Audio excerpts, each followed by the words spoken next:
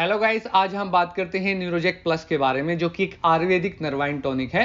अगर हम इसके बेनिफिट की बात करते हैं तो ये हमारे नर्वस सिस्टम को पोषित करने का काम करता है, उसको स्ट्रेंथ देने का काम करता है। ये डिजेनरेटिव डिसऑर्डर्स में काफी उपयोगी रहता है, हमारी मेंटल और फिजिकल परफॉर्मेंस को इंप्रूव करने का काम करता है और एंजाइटी में, डिप्रेशन में काफी उपयोगी रहता है। इसके अलावा स्ट्रेस में या जो स्लीप से, नींद से जुड़े हुए डिसऑर्डर्स हैं, उनमें भी काफी उपयोगी रहता है। अगर हम इसकी कंपोजिशन की बात करते हैं, इसमें प्रेजेंट इंग्रेडिएंट की बात करते हैं, तो हर 10 ml में इसमें एक्सट्रैक्ट है ब्रह्मी का 225 mg, अश्वगंधा 225 mg, गोटा कोला 125 mg, टागर 100 mg, सुशिलाजीत 100 mg, आंवला 125 mg, कैमोमिले 100 mg, जटामांसी 50 mg, वच 50 mg, शंखपुष्पी 150 mg। अगर हम ब्रह्मी की बात करते हैं तो ब्रह्मी में न्यूरो प्रोटेक्टिव एक्टिविटी होती है। तो जो इसकी न्यूरो प्रोटेक्टिव एक्टिविटी होती है वो इसके न्यूरोनल ऑक्सीडेटिव स्ट्रेस को सप्रेस करने के कारण और जो एसिटाइल कोलिनेस्टरेज इनहिबिटरी एक्टिविटी है उसके कारण होती है, जो इसकी एंटीऑक्सीडेंट प्रॉपर्टी के कारण होती है। ये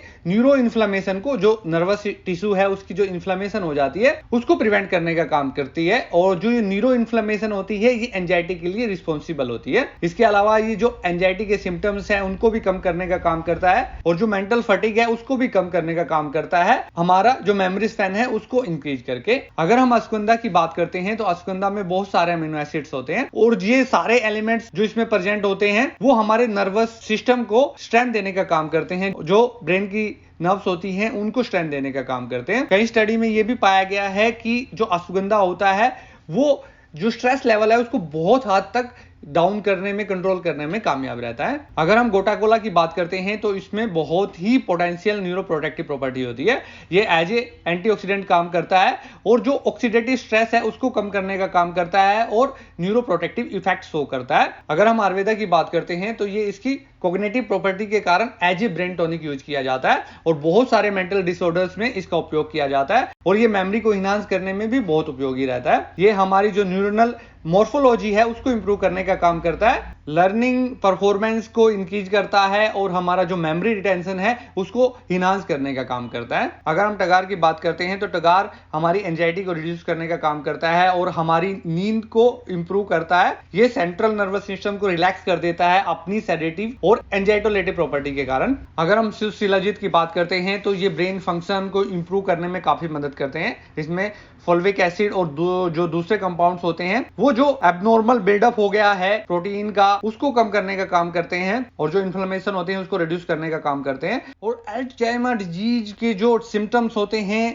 उनको रिड्यूस करने का काम करता है, उसकी जो कंडीशन होती है उसको इंप्रूव करने का काम करता है। और इसकी जो एंटीऑक्सीडेंट और एंटी इन्फ्लेमेटरी प्रॉपर्टी होती है उसके कारण जो फ्री रेडिकल्स होते हैं उनको रिड्यूस करने में मदद करता है, जिससे जो नर्व डैमेज होता है उसको प्रिवेंट करता है। इसमें रेजोनेटिंग प्रॉपर्टी होती है, तो जो नर्वस सिस्टम की वीकनेस होती है उसको कम करता है और जो फंक्शनिंग होती है नर्वस सिस्टम की उसको इंप्रूव करने का काम करता है। अगर हम आंवला की बात करते हैं तो आंवला में बहुत सारे न्यूट्रिशन प्रेजेंट होते हैं जो एक अच्छी नींद के लिए बहुत उपयोगी रहते हैं।